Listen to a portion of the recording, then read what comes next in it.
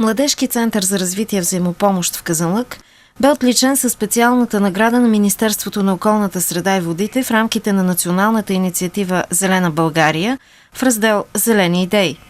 Призовете за общините бяха раздадени в 6 категории в зависимост от големината на населеното място. За граждански инициативи номинациите бяха 3 – за подобряване на кварталната околна среда, за оползотворяване на отпадъци и за превенция, възпитание и информационни кампании. Казанлъшкото сдружение получи наградата за проекта «Моят зелен град» по Европейска доброволческа служба «Екологично развитие», финансиран от Националния център Европейски младежки програми и инициативи.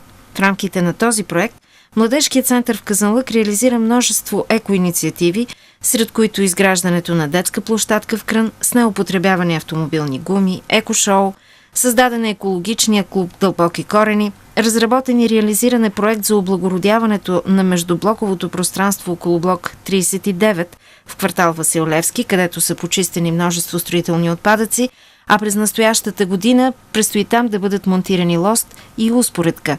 Проведени са множество екоателиета и уъркшопове.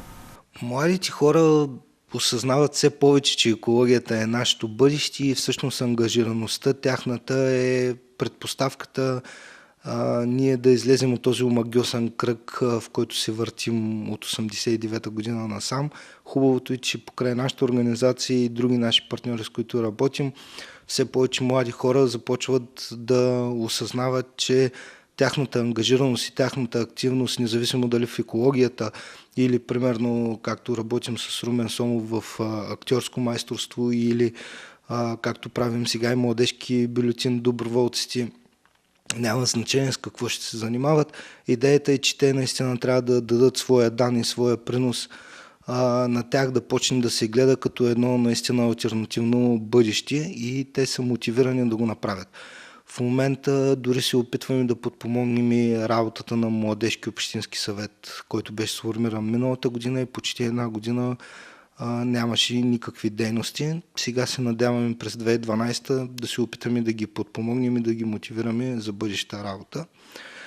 Миналата година към тази награда всъщност единия принос беше и за едни ателиета и уъркшопови за тимбилдинг, така модерното, нали, за сработване на млади хора, за мултиплеери, хора разпространители на информация, за това как те могат да използват старата хартия, като я рециклират и я правят, нали, на картички или пък от кутийки от сокове да правят портмонета, което също Раминта и Меган така доста интересно показаха.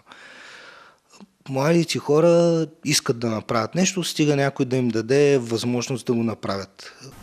През настоящата година центърът работи по втори проект, който е своеобразно продължение на предходния и отново е към Националния център Европейски младежки програми и инициативи.